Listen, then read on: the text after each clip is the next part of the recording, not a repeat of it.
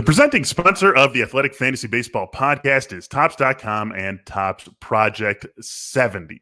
Topps celebrating the 70th anniversary of its very first baseball card design with a new program that pushes boundaries while paying homage to its heritage. Project 70 has brought together creators of all kinds for this extraordinary set: graphic designers, tattoo and graffiti artists, animators, illustrators, painters, and even a jeweler make up the artist roster, which includes names like Snoop Dogg, Action Bronson, Ben Baller, Jeff Staple, Tyson Beck, Alex Pardee, and more. Each artist will select their own MLB players and Topps designs from any year to craft a unique story. Ever wanted to know what Babe Ruth or Mickey Mantle would look like in a 1980s Topps design? Or how about Fernando Tatis Jr. in a classic template from the 1950s? Now you can. 3 new cards launch daily all year long on Topps.com and are only available for 70 hours before they're gone for good. Head to Topps.com to learn more about Project 70 and to check out which cards are live right now. Hello, everybody. Welcome into the Athletic Fantasy Baseball podcast brought to you by Topps. Check out Topps Project 70, celebrating 70 years of Topps baseball cards. Michael Beller and Derek Van Riper here with you on this Thursday, June 24th, the last Thursday of June, getting ready to get into July. Derek, we're right at about the midway point of the baseball season, so a lot of coming, a lot of going. It's the fun time of year in this league and in the fantasy game for sure. Yeah, there's a bunch of teams that are kind of stuck right in the middle right now. It's hard to tell if they're going to be buyers or sellers. The trade deadlines the next 5 weeks will be really important to determining which direction they choose. That's going to be exciting for us to follow just from a general baseball standpoint, but also from a fantasy perspective too, because it could lead to some very big names being on the move. Yeah, we're going to get into that exact topic in the second half of the show. And we have one of those teams that could go either way to kick off our beat writer roundup on this episode. It's the Washington Nationals. And to talk Nationals, we bring on our Nationals beat writer, Maria Torres. Maria, thank you for joining us today. No problem. Thanks for having me on. Yeah, it's something we want to talk about with this team, and I'm actually going to save it for a little bit, but could go either way right now with the way they've played 9-1 in their last 10 games, starting to get hot. One of the players that we always assume is going to be hot for this team is Juan Soto, and he's been mostly doing Juan Soto things. He's been hitting the ball very hard all season, taking a lot of walks, not striking out at all. But one thing we haven't really seen from him this year is the power. He's been hitting a lot more ground balls than we're used to seeing from him. He's just not getting the ball in the air a ton.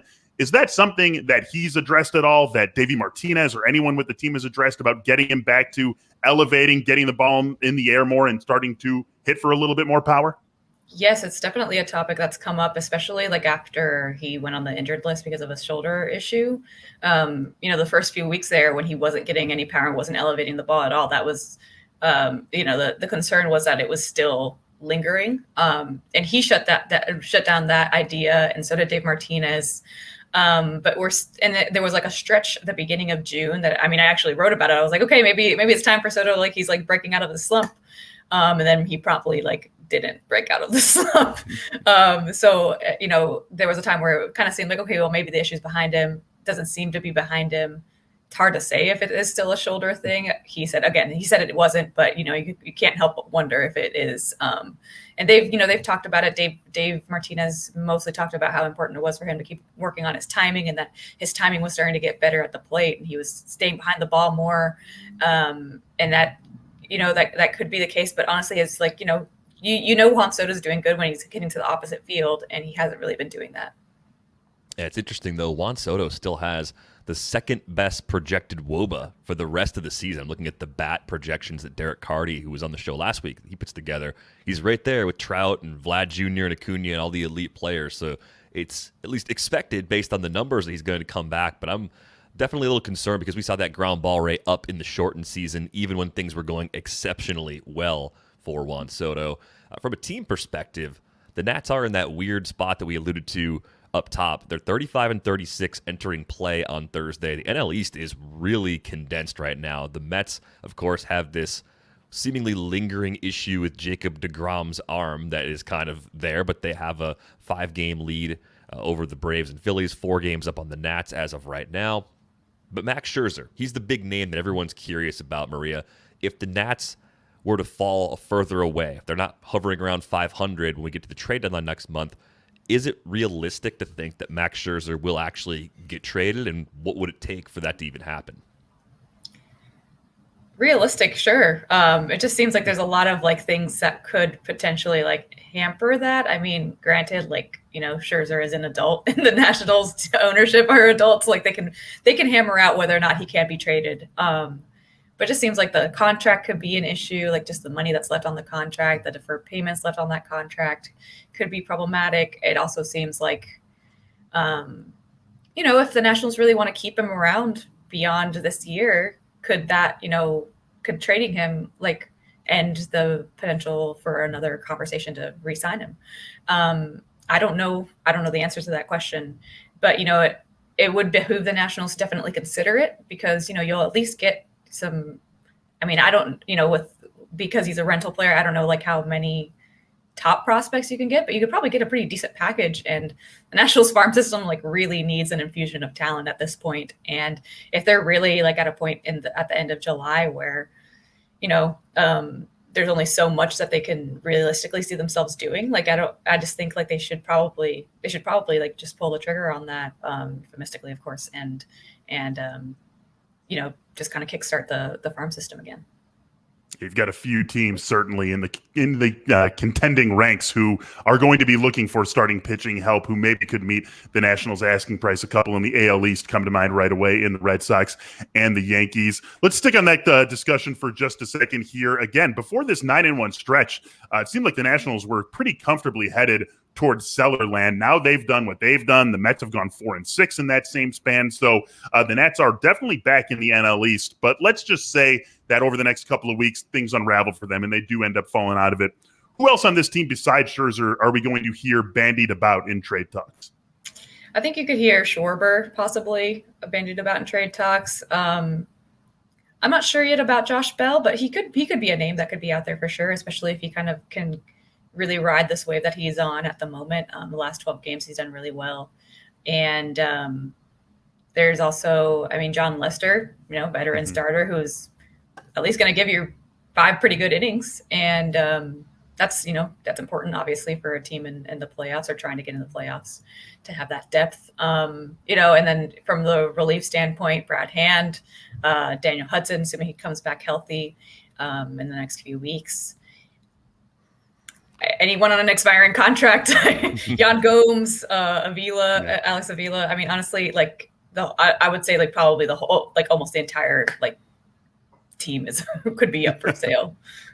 Yeah, minus of course like Robles and Soto and Trey Turner. I mean, right. I don't think they would trade Victor Robles anyway. There's too much left, too many years of control left.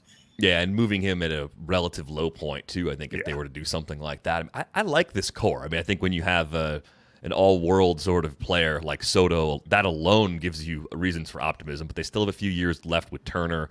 I am a Victor Robles apologist at every single turn. I am so wrong about him this season that it's very frustrating. But both Bell and Schwarber, who you mentioned, have really been on a tear going back to about mid-May.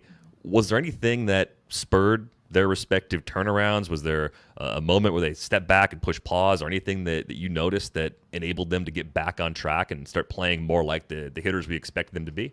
I think for Bell, that moment came, and actually for Schwarber too, although more so lately. For Bell, that moment came in early May. I can't remember the dates right now, naturally, because baseball's a long season, but I think it was right after they played the Yankees and before the end of a series against the Phillies where he got a day off. And he said he spent I don't remember now how much time. It seemed like a lot of time or a little bit of time. It was like one extreme or the other, just working on the cage on one specific drill with the hitting coaches. And after that, it kind of just kind of came to fruition, like the work that he had been doing, and it started to pick up his production. And like you mentioned, he's been pretty decent for the last month or so, although more so I think in the last week plus, things have really started to pick up for him. He felt like at the beginning of, or maybe even it was last week, I think he talked about how he felt like he was treading water. Like he didn't feel like he was sinking yet. He said those words. He didn't feel like he was sinking yet, but he felt like he was still treading water because he still just hadn't unlocked like all of his ability to hit against fastballs. I think that was like his main focus at that time. And in this last week, he said this continued work with the hitting coaches has really helped him kind of, figure a little bit more of that out. And so he thinks that he can bottle up a little bit more of that energy and kind of like keep going on this track that he's on. With Schwarber, I think I picked up at the beginning of May, his at-bats were just a little bit better, just seeing a little bit more pitches, wasn't swinging as much outside of the zone. And I think and when he was swinging outside of the zone, making more contact on those pitches. So I think that was mostly just a product of him. Again, he said that it was mostly just a product of him continuing to work with the hitting coaches. And of late, he, during this current streak that he's on, he mentioned that, he started working off the high tee a little bit more with the coaches. So, having the ball just above the strike zone would be, and so he would hit off the tee that way. And that's helped him keep his bat a little flatter to the ball. And you've seen it on several home runs of his during this stretch where, he's gone after the high fastball, super high fastball, and he's connected and it's gone. And it seems like that drill is really working for him. I'm not sure if it's something that he's done before. Unfortunately, I haven't asked him that yet, but I think it's really interesting that's kind of the key to the stretch right now to me, I think. Definitely very encouraging to see that from Kyle Schwarber, a guy who really struggled with high fastballs last year with the Cubs and in 2019, and something that he talked about a bit. So good to see him catching up to that pitch. Also good to see Brad Hand getting things right in the ninth inning. This was a guy who had his fair share of struggles early on in the season, and in the fantasy world, we were actually a little concerned about Daniel Hudson potentially stealing the closer's job from him. Obviously, Hudson now on the IL, but even if Hudson weren't on the IL, Hand has definitely looked like the closer the Nationals thought they were getting. Is there any real threat to him absent Hudson getting back and getting stronger? Are we thinking Brad Hand is the guy for the Nationals? Yeah, at this point, I definitely don't see things changing on that front unless he's just down and he can't go pitch that day. Like Wednesday's game, he wasn't available because he threw 30-something pitches the night before. So unless he's unavailable, I don't see why he wouldn't be closing out games for the Nationals for the foreseeable future. Like you mentioned, he's just really kind of, he said he's one of those guys who tends to pitch better the more he pitches. So he's probably just finally settling into the season. Fastball's coming up, slider is doing better. He isn't without his scary moments. Tuesday's game was not a great game for Brad Hand. But he did eventually shut it down. Right now the options for the end of the game for the Nationals right now are just kind of hairy. Sam Clay, rookie reliever, he's done pretty well. He's been, entrusted with some high leverage spots and generally been okay in those spots, but he's still a rookie reliever. He's still learning. Kyle Finnegan's now hurt, so he's not really an option. Tanner Rainey is one to look out for. I think he's done really well in the last month now, since he came off the COVID IL. He's kind of figured out how to pitch with his fastball a little bit more, although his slider usage is a little down. But his fastball velocity is back up, which is huge because it was not up for him at the beginning of the season, and that was causing a lot of angst both in the fandom and with Tanner Rainey. So I think things, if it comes down to it, Tanner Rainey could definitely step into a role like that. And that's what the Nationals want him to be eventually, right? So maybe that's obviously a good sign, but for the time being, I think it's just Brad Hand. Yeah, I do think Rainey is the most interesting of the other relievers if something happens to Hand, be that a trade or an injury or something at some point in the second half. I want to ask you about Steven Strasburg, Maria. It just seems like he's not making a lot of progress. Where do things stand, and is there even a loose timetable for when we may see him pitching in a game for the Nats again? Great question. No one knows the answer to. At least no one's telling us the answer. So Strasburg started a throwing program at the end of last week. So that was a encouraging sign because he'd been down for, I guess at that point it was 2.5 weeks or so because of the neck nerve issue that he's having. The idea is for him to continue to just build up his arm, being down for 2.5 weeks. And someone who had already been down in the season, at this point, you do kind of need a lot of build-up period or a long build-up period. So, if things, I would imagine that if the things go smoothly, and again, I'm completely speculating here. I would imagine that if things go smoothly in the next few weeks, maybe he can make a rehab start right before the All-Star break, and then maybe come back after the All-Star break. Just given the timing, there's not enough time left for him to get enough I don't think there's enough time for him to get enough innings and come back before the All-Star break, I think. All right, that's our Nationals beat writer, Maria Torres, with all the good stuff on this suddenly contending Nationals team. Maria, thanks again for joining us today. Thank you guys for having me. All right, we've got one more beat writer coming to you shortly. But first, let's talk about the Zebra. Think about all the purchases that you've made over the last year, right? A lot of delivery, a lot of stuff coming to your doorstep. But one thing they maybe didn't think about too much, one of the most expensive purchases that you did make was insurance. Americans overspend on car and home insurance by billions every single year, and that's money that could have been spent in so many other places, maybe some retail therapy, maybe a little bit of food delivery, whatever the case might be, you could have spent it better elsewhere. And that's where the Zebra can help you out. The Zebra is the nation's leading insurance comparison site for car and home insurance. In minutes, you can compare policies from every major provider for free, all on one independent marketplace. After a few quick questions, the Zebra pairs people with the right insurance company for them, helping everyone save time and money. Buy online or over the phone with one of their licensed insurance agents. It's very simple, and you can make insurance your smartest purchase yet by visiting thezebra.com/fantasy-MLB to get your free quote today. That's thezebra.com/fantasy-MLB. And hey, we've got something else for you, something else you might want to be looking into with HelloFresh. HelloFresh is America's #1 meal kit. Cuts out stressful meal planning and grocery store trips so you can enjoy cooking and get dinner on the table in just about 30 minutes or even less. You can try HelloFresh's quick and easy meals, 15 to 20-minute dinners, breakfast on the go, and more easy options perfect for your busy lifestyle. HelloFresh offers 50 menu and market items each week, including ready-to-eat salads, sandwiches, and soups. What's up? Lunchtime. Go to HelloFresh.com/fantasy-MLB14. Use the code FANTASY-MLB14, and you can get up to 14 free meals plus free shipping. Again, that is HelloFresh.com/fantasy-MLB14. Use the code FANTASY-MLB14 for up to 14 free meals and free shipping. HelloFresh, America's #1 meal kit.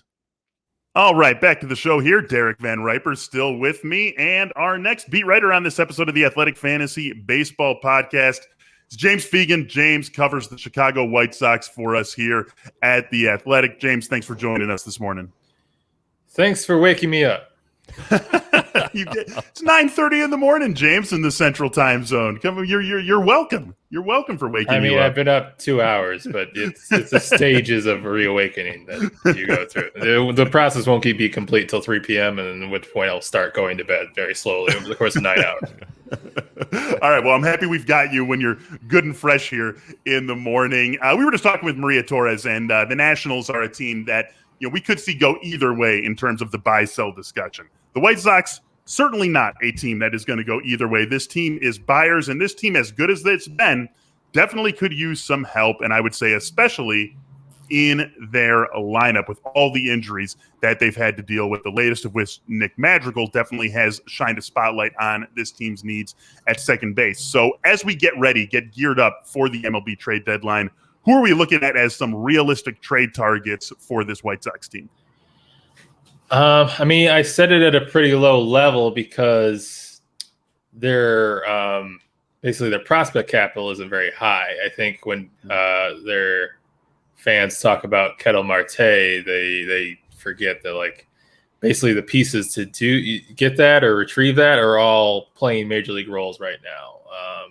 The type of impact talent that people talk about is stuff that people would ask for Mecca Kopech and Andrew Vaughn for, and those are guys that the White Sox clung to desperately throughout this process before they were the starting everyday left fielder or before they were kind of an essential piece of the bullpen, someone who has a marked out rotation spot next year the way Kopech does. So I think the level that people have been talking about of Eduardo Escobar, who's on an expiring deal, or I think Adam Frazier being maybe with his extra year control, possibly the pinnacle of what they could reach out for. That seems more like the ceiling. Your #1 prospect right now, I think by MLB.com is it Jared Kelly. I think that might be somewhat similar. I think Keith Law probably has Matthew Thompson, and I agree with him in that aspect, ranked higher looking at his preseason list. But these are essentially, arms that were drafted out of high school in the past 2 years who have scant professional experience and like aren't dominating yet. And it's understandable that they wouldn't be, given that they're in the low minors and they didn't have rookie ball or stuff like that to adjust to. But like, there's not like some stud who's tearing up their farm system that they can like point to and really fence and sell for a high value. And certainly no one really close to the majors who offers that kind of impact talent. So they really have to look at the, guys who are somewhat reserves or stopgaps, especially when you're talking about second base. Rick Hahn is very adamant that Nick Madrigal is still their second baseman of the future. So, I think one of the reasons that Frazier might work is that they could push him to the outfield next season, since there's no sign that their issues with solving right field are dissipating anytime soon. So it's really looking for guys who kind of serve the immediate one-year need, both because they don't want to sell the major pieces that they would need for a guy with multiple years control, and also just they don't have them to spare. The other kind of important factor here is, I think, compared to what happened after the injury with Eloy Jiménez, it seems like he's progressing pretty well toward a return at some point in the second half. So maybe that's one less hole they have to fill if we can assume he comes back healthy. Where is he at progress-wise right now, James? Is it still realistic to see him maybe in August playing in games again? Yeah, it's realistic. I think there's a temptation, especially once he got cleared for baseball activities, last week or the week before that, within the last 10 days, that is kind of fait accompli. And it's not quite, since, the whole thing that he has to do is, with the tear in his, abdominal tendon, is that's something he's going to feel or, could feel while extending his swing. And obviously has a big leverage swing. So that still kind of has to be put to the test progressively. Obviously things are looking good. He could be on a rehab assignment, in July. It should be an extended one, given that he hasn't played in a while, but certainly his schedule is moving along well. And that does, solve one of your issues with your power bat. I'm old enough to remember where people were like, where is he going to play, since Yermin Mercedes now is an everyday guy as opposed to someone who's slugging under 300 since May 1st. So he's definitely filling more of a need than, surplus. And I think the same thing goes with if ever Luis Robert is able to make it back. They were actually, more optimistic about him than Eloy when that injury first occurred, given the fact that there wasn't a major surgery needed. But they literally have their 5 best outfielders all on the injured list right now. Most teams have 5 outfielders on a roster, so everything is just kind of filling desperation. There's no point they get to where they're disincentivized from adding an outfielder, because they've just had so much lost. Even if Jimenez and Robert are coming back, you probably need some more guys. Yeah, I don't think any of us expected that we'd be talking about the White Sox as a team that was struggling with power, and they frankly have been. And one of the interesting parts of that is Yoán Moncada, 399 OBP, but just a 395 slugging percentage, just 5 homers on this season. This is a guy who slugged 548 back in 2019. Is there any explaining where his power has gone, especially when you consider that overall he's still been a very important offensive player for this team, getting on base as much as he has, but we just haven't seen any real pop from him this year? Yeah, him and Yasmani Grandal have both been doing this weird thing of what's the highest slugging percentage someone can have while having a higher OBP than what they're doing. I find it personally fascinating, but the White Sox probably would love some more slug. There's a variety of factors. I mean, basically we saw all of Moncada's power disappear, or most of it, last season as the lingering effects of COVID. So the big question as he was coming back from that was how physically was he going to return to normal. He said he felt great. I think when I talked to him in December or January, one of those winter months where you're desperate for a story. And, he seemed fine in spring training. He moves around the way he does again, even though he's no longer a base stealing threat. He's recently been dealing with a sinus infection that he said gave him a lot of the similar symptoms, the same feelings of weakness and low energy that he dealt with last season. And he's been kind of playing through it. And with all the injuries they've dealt with and having Jimenez and Robert down, playing through it is a phrase that's been used with Moncada a lot in terms of just like, everyone whispering that he's playing through nagging injuries and that he's kind of doing it out of necessity because the lineup doesn't really have anything if he sits out, or if Abreu doesn't play through nagging injuries, or if Tim Anderson doesn't play through nagging injuries. So there's some explanation there, but the exit velo hasn't really returned to the same level. It's still good, but it's not what he was doing in 2019 all season. He's had a number of balls where he's kind of, pimped it a little bit and then found it was like a ground rule double because, it seems like that he's getting the same quality of contact and it's not going as far. I don't know if that's a reflection of just the ball being deadened or, just not having the same strength that, he was used to having or what really fueled his kind of 25-run home run power. There seems to be a variety of things kind of going on. I still think when he's swinging with loft and he connects and it looks pretty good and it looks pretty undeniable. And I would expect some sort of bounce back in the second half to a higher level, even if it's not, magically dragging himself up to 20 home runs. But there's whispers of like factors here and there that make you think like, all right, maybe this is just, he's not going to get back to the same level of pop that he had in 2019 because, there's so many things he's dealing with physically.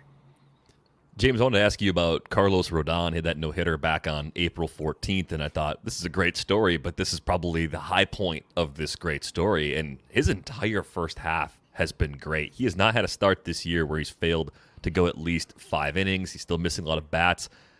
What are you seeing deep into June now that gives you some hope that maybe he will continue something close to this level? I don't know if anyone can expect a sub-2 ERA all season long, but is it foolish to expect anything resembling what he's done to this point, or do you think it's actually possible he could sustain it?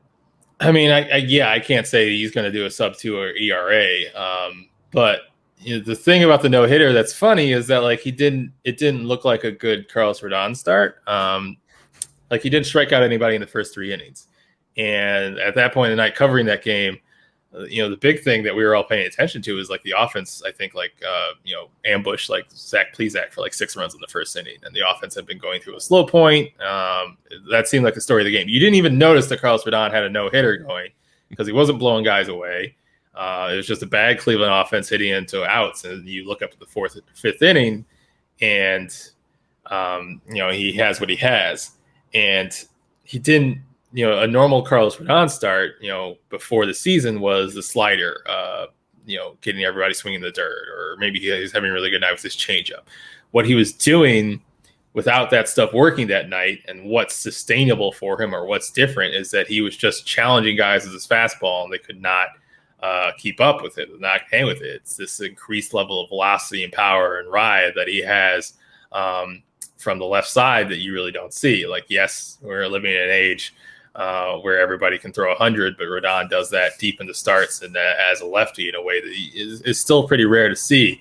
And it's not like the high spin fastball. He hasn't really seen any kind of spin rate jump from last year, but all the mechanical stuff he's done to kind of straighten it out and reduce the level of cut of it and increase his command of it in the zone has really just kind of taken off. So the thing that I think will carry him is that he doesn't have to be perfect. He doesn't have to have perfect feel of his breaking pitches. He doesn't have to be dotting the corners. He can really just has this tool, this kind of blunt weapon on nights where he's not great, and he can turn to it reliably. So it kind of takes the margin of error a little bit higher for him, because we've literally seen him throw a no-hitter without having feel for his slider. One of the back foot sliders he tried to throw that night clipped Roberto Perez literally in the back foot. So the nights where he does have his slider, he's a threat to do that stuff again against, even better lineups in Cleveland. Definitely thought a couple weeks ago I was got to cover his second no-hitter of the season, and the fact we had 3 months left. I'm basically worried every time he pitches is what I'm trying to say. Well, the one thing that the White Sox can take a lot of solace in, I think, other than the fact that they're in first place and all that good stuff, is that their best pitcher on paper has maybe been their third best pitcher to this point of the season, and that, of course, is Lucas Giolito. Changeup usage has really increased this year, and just looking at the StatCast numbers, it's the four-seamer that seems to be getting him in trouble. He's given up a 413 slug and a 517 X slug with the pitch. Compare that in 2019 to 364 and 369. So is there a way that Giolito gets the gear back and we can change this lower third here and he is great, not just merely good the way he's been to this point of the season? Yeah, I think so. I think he's probably feeling physically better at this point in the year than he was in April when he saw like his velo kind of going up and down. He's still not really happy with his fastball command at this point, and he thinks he's probably closer to figuring it out. He was dealing with some stuff mechanically that they kind of tweaked with him and Ethan Katz, in their 15th year of working together at this point. That they felt better about since mid-May to make you think that the fastball can be more consistent. He's really, I would say, I wouldn't know if he's really going to up the usage of it beyond what he's currently doing. He's just trying to find more tools to kind of take heat off of it. He's really started using a really hard curveball as kind of an occasional wipeout pitch the last couple outings. And I think the more he kind of feels comfortable with it, the more it's something he can really tunnel off and bury. That's only going to help him a little bit and take some pressure off his fastball when he does maybe is not perfect with the location. So yeah, I think there's definitely levels to reach with the Giolito. I don't think he's physically diminished or seen something with his stuff back up that he can't get back to the guy the last 2 years. First place White Sox, a great team in real life and a fun team for us to watch in the fantasy world as well. That's James Fegan, our White Sox beat reporter here at The Athletic. James, thanks again for joining us today. My pleasure. What interferes with your happiness? Is something preventing you from achieving your goals? BetterHelp will assess your needs and match you with your own licensed professional therapist. Connect in a safe and private online environment. This is very, very convenient service. You can start communicating in under 48 hours with licensed professional counselors who have a wide range of specialties, including depression, stress, sleep issues, anger, and grief, and a whole lot more. It's more affordable than traditional offline counseling, and financial aid is available. As a listener of this show, you'll get 10% off your first month by visiting our sponsor at BetterHelp.com/fantasymLB. Join over 1 million people who have taken charge of their mental health. Again, that is BetterHelp, HELP.com/fantasymLB. All right, DVR, just you and me the rest of the way. Let's bring this show home. And we talked about this at the top. We talked about it a little bit with Maria. We talked about it a little bit with James.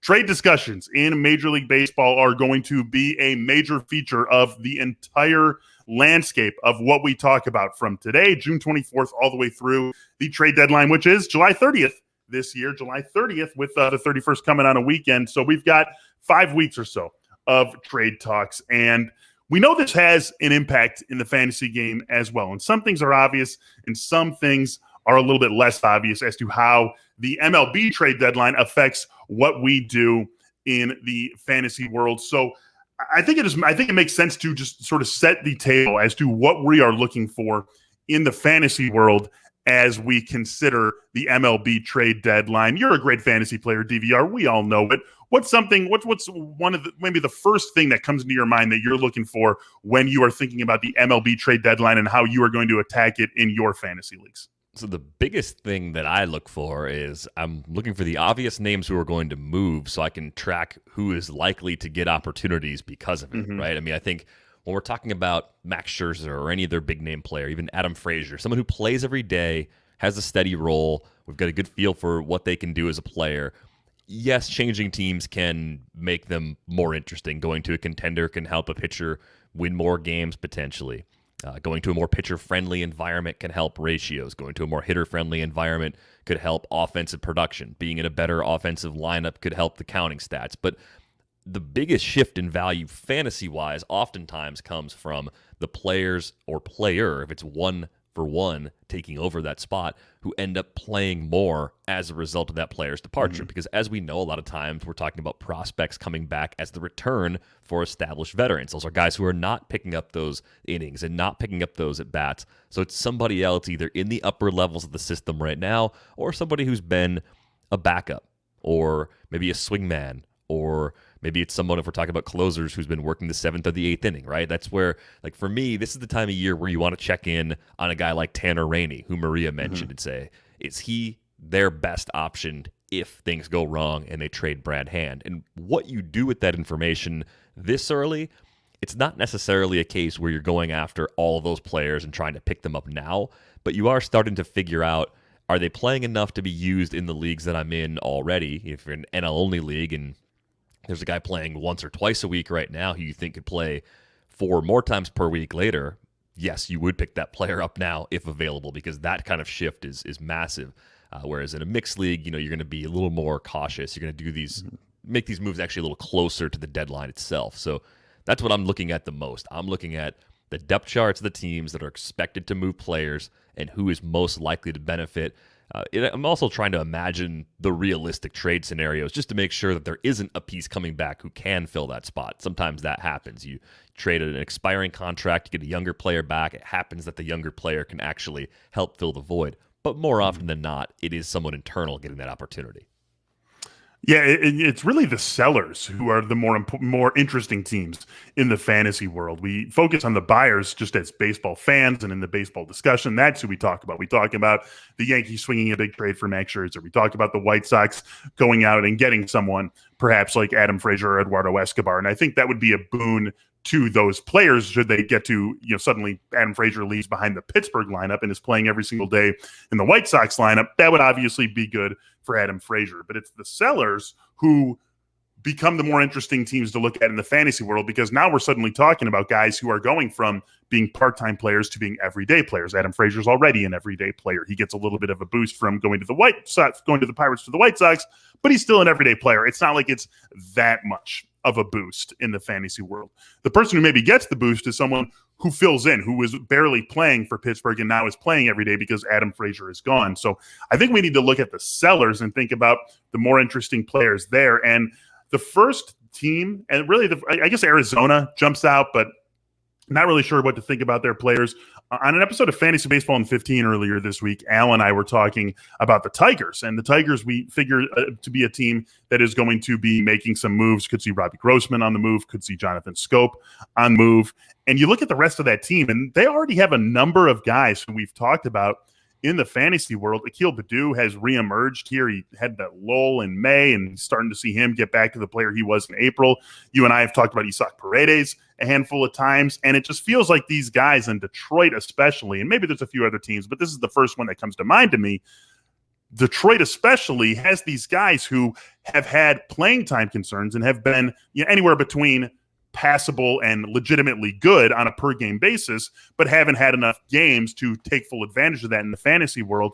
And I think that changes for these guys. So like Akil Baddoo to me becomes someone who is incredibly interesting to grab right now. And he has seen his roster rates drop into like the high single digits or low double digits. And this is someone who I think we can act on now, knowing that, he is going to be, I will be stunned, DVR, if Akil Baddoo is not an everyday player for the Tigers in the second half of the season.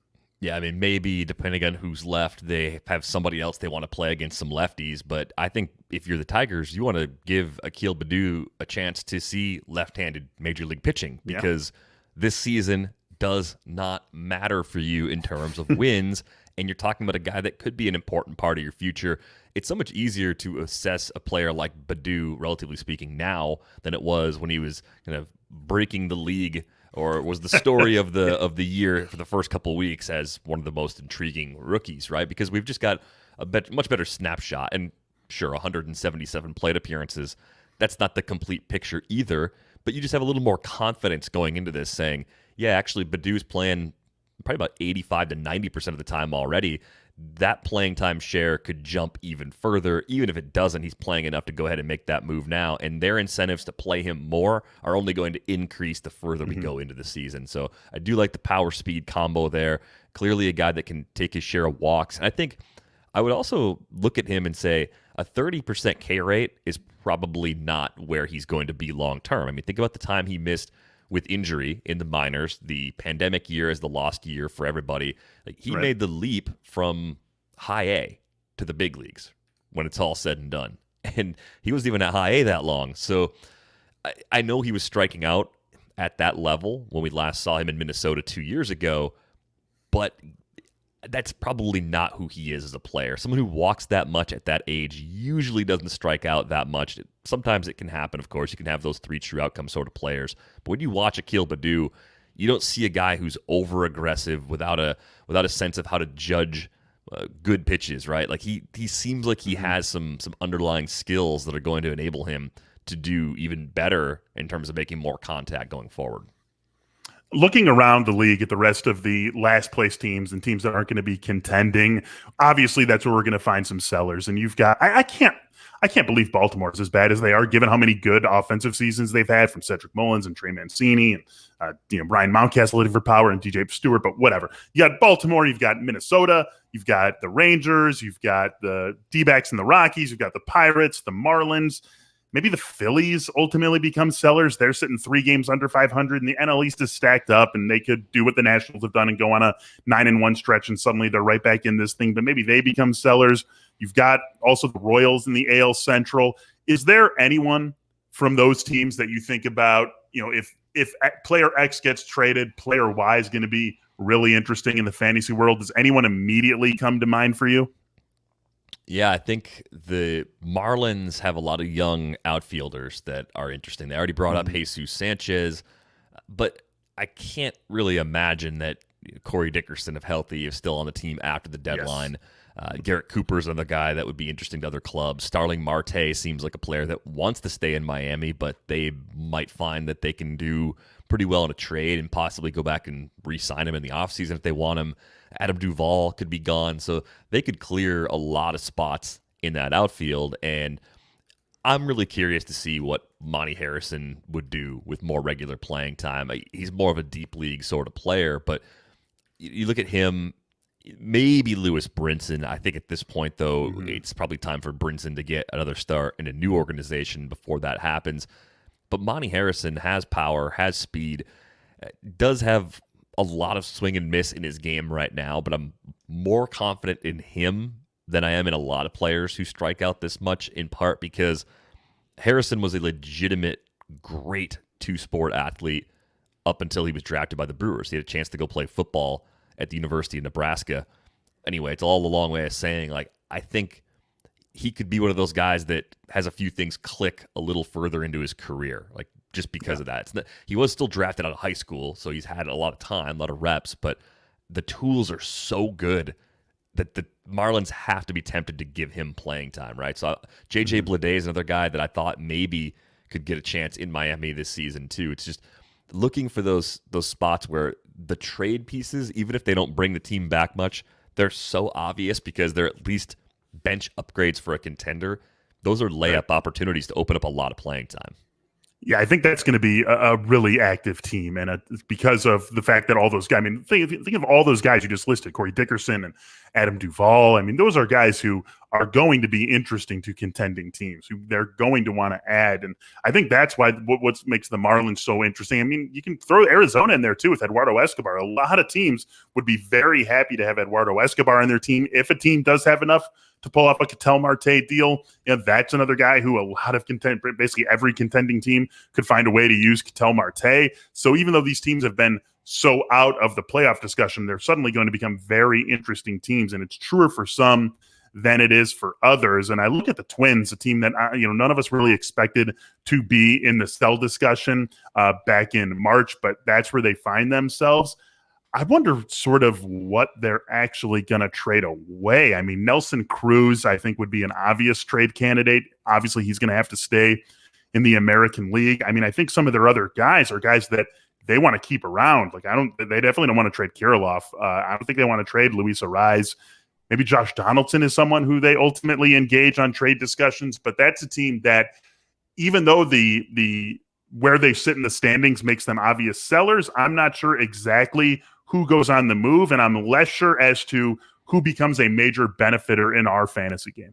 Yeah, I mean, Nelson Cruz, you mentioned maybe Oakland. It's just hard to find a fit for a DH in any case because a lot of good teams that score plenty of runs are set there, right? So you look at the AL teams build themselves to have a DH. Right. I mean, the White Sox, once they're healthy, will have that spot covered, and Yermin Mercedes is holding that down now. But JD Martinez has that role for the Red Sox. The Astros have Yordan Alvarez in that spot.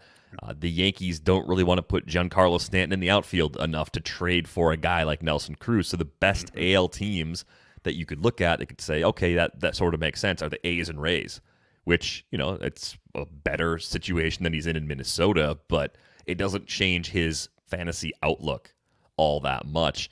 I don't think you mentioned the Royals as one of the other teams that could be moving some players. The guy that's kind of interesting there is someone at Double-A right now, Nick Pratto, one of their prospects. He has completely turned things around after a disappointing 2019 that he spent at High A. He's lowered his K rate with the promotion, showing a ton of power. 12 homers in 40 games at Double-A this season, just 22, so he's not really old for the level. Is a fly ball machine. Like, he could be an impact corner bat, and if they make the right moves, like, he's easily a guy that could be on their radar for a late season call up. Yeah, it's definitely a good call there, and a team that is going to be having a lot of players getting calls on, and have to imagine that this is finally the year they trade Whit Merrifield. Who knows? Right? They get calls on him every single year. Maybe this is the year that it happens. Someone else who we know is maybe the best player we could bet on getting moved before the deadline is Trevor Story. And part of what we love about Trevor Story is that he gets to play half his games at Coors. I have this written out as hitters who could leave great environments, but really we're focused on Trevor Story here. If you are a Trevor Story manager, are you feeling motivated to move him, expecting him to get bumped out of Coors? If you are a potential Trevor Story acquirer, does that concern you at all? He had the 2-homer game in Seattle yesterday. We haven't seen a ton of power from him this year. That was just homer number 7 and 8, still stealing a ton of bases. We obviously know Trevor Story is one of the best power speed guys in the majors, but how does a potential trade, or I guess maybe a better way to phrase it is, does a potential trade from Colorado change the way you look at him as a player? I don't think so. I think Story is a good enough player that the challenges we see for Colorado hitters, having to go on the road and just the differences in how the ball moves, and that not being a factor anymore, getting out of Colorado, is actually a pretty big deal, right? We've seen it with DJ LeMahieu, we've seen it with Nolan Arenado, and I think Story is more like those guys. I think he strikes out more than both of those guys do, but he's more like them in terms of being a high-quality player. This is not, these aren't the Garrett Atkins, Seth Smith Rockies of 10-plus years ago. Sorry to those Clint guys. Barmas. Right. Like those guys leaving is like, okay, clearly they're reaping the massive benefits of this park, and they're probably pretty clearly below average players in most other environments. That's definitely not true for me with Trevor Story. And I think the other thing you have to keep in mind is that the Rockies, even at home for most of the season, have been an atrocious offense. That is a bad team. That is a bad supporting cast. He and the other players around him, the other good Rockies hitters, are not getting that typical lift to their counting stats because the core is just bad. I mean, Charlie Blackmon's not peak Charlie Blackmon anymore. That's part of the problem, but they're a legitimately bad lineup, and I think anywhere he goes is an upgrade, and most contenders he would go to are massive upgrades. So even if you're worried about maybe the power not being where it was at his peak, he does still steal bases like you mentioned. I wouldn't be surprised that the average actually ended up being better than expected because we've seen him lower the K rate in recent years, and the counting stats should go significantly up on a per-game basis, getting away from that Rockies supporting cast. And maybe a way to go get Trevor Story is to play up the fact that he's going to be potentially leaving Coors, and maybe that makes his current manager more amenable to a trade. There's one more thing I want to talk about here before we wrap up this episode of the Athletic Fantasy Baseball Podcast on this same trade discussion. You mentioned it right off the top, something that we're always looking at this time of year, end of June. We know the trade deadline is coming. Closers who could be on the move and the guys who would fill in for them if they are indeed on the move. Who's already on the radar for you as a closer in waiting? Yeah, that's a great question because some of these teams are so bad in the bullpen, there isn't necessarily one option that you really like. I would say of the teams you mentioned before, though, the Rangers kind of intrigue me. We've talked about DeMarcus Evans, I think, on the Under the Radar episodes of this show, going back to, was that year one of the pod? Was that 2019 or was that around this time last year? DeMarcus Evans is just one of these guys that has put up some sick numbers in the minors, and it's just about getting him an opportunity. And I realize we're talking about a guy who has a 8.68 ERA and a 1.93 WHIP, but it's less than 10 innings so far this season. He can miss bats. He's shown us that in the minors at pretty much every stop. Has the typical electric stuff with a high walk rate sort of profile. But prior to the shortened season, had never really had an issue with home runs. So I don't really look at what's happened in about 20 innings going back to last season and say, DeMarcus Evans has a home run problem. I think he's kind of sneakily one of the more interesting candidates to take over a role if the Rangers, send Ian Kennedy to a contender, which seems like it's pretty much a certainty, right? Yeah. It definitely does. I mean, he feels like one of the guys who's basically guaranteed to be traded. We just saw Joely Rodriguez get a save yesterday, and I want to say did Levi Weaver, when we had him on a couple of weeks ago on this very show, he said that it was those two guys who he highlighted as the most likely to become the Rangers closer should Ian Kennedy end up getting moved. And again, we all do think that he is going to get moved. I go back to the Royals too as another interesting team because they had that, what was it, maybe a month or so run when Josh Stallmont was locking things down in the ninth inning. Then he went on the IL. Since he's been back, he hasn't been particularly effective, and they really haven't even been using him in super high leverage situations. They've been turning to Greg Holland as their closer, and he's been mostly good. Did blow a save just yesterday, but he's been mostly good. Would have to imagine they're going to get calls on Greg Holland. Scott Barlow's maybe been their best reliever all season long, but they haven't really shown a willingness to use him as a starter or as a closer, with any sort of consistency or really any sort of interest in it whatsoever. This is another team that I look at because I feel like this is a situation where they're going to be moving relievers out, and there is not a set closer just yet. But if Greg Holland does end up going on the move, I think Scott Barlow is someone who maybe is worth speculating on right now. At least Barlow is good enough when he's not getting saves to make an impact in a lot of leagues. I think that was part of the appeal for me back during draft season. This was one of the more difficult closer committees to break down 3 months ago, and I don't know if a whole lot has changed. I still think Stallmont is the guy that, when healthy, is their most likely long-term closer if they're settling on one. Several years of control left. Stuff's really good, but I do think Barlow has some appeal, as you mentioned. The Tigers situation, I mean, Michael Fulmer seems like a certainty to get traded. I wonder if some of these teams that have been mixing and matching will just do that less simply because they won't have as many arms they trust in the second half of the season. Yeah. Like, you should mix and match early in the year when you're a non-contending team. But once you get to August and September, if you only have one or two really good high-leverage relievers left, like your young guys for the future, shouldn't you give them as many eighth and ninth inning opportunities as possible? Like, in that case, Gregory Soto is probably the guy that I'd still want. Whereas, like, right now, with Fulmer there, Soto's very borderline for me in 10 and 12 team leagues. If Fulmer's gone, I think Soto creeps back up into that range. Another couple of interesting teams to look at is that as bad as both Pittsburgh and Miami have been, they've had two of the most stable closer situations all season. But I don't think Yimi Garcia or Richard Rodriguez are going to be part of contending teams in Miami and Pittsburgh, respectively. So those are two guys who are also going to be, I think, very popular among GMs who are calling Miami and Pittsburgh over these next couple of weeks. Anyone on either of those teams interesting to you as a potential closer speculation candidate? Kyle Crick, I think, is a little closer to the ninth inning right now in Pittsburgh than David Bednar, but those are the two guys that I'm watching as the next options up if Rodriguez gets dealt. Miami's situation is a little harder for me. It's a little bit like Kansas City, just with fewer candidates. I wasn't on Anthony Bass to begin the season. I was kind of 1 foot in on Yimi Garcia, and even that's not something I feel great about. But Dylan Floro to me is just kind of just a guy.